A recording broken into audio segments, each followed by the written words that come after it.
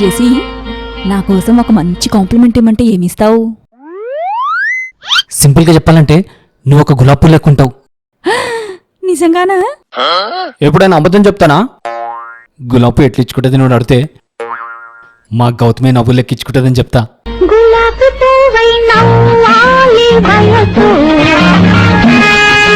కానీ గులాబీకి ముందుంటాయి కదా, మరి దాంతో పోల్చడం ఏంటి?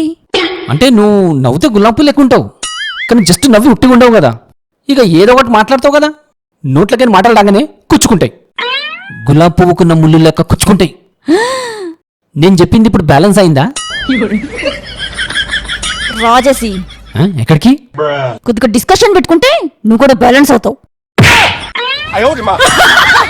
ఇప్పుడు బిజీగా ఉన్నా, ఫ్రీ అయినాక వస్తా.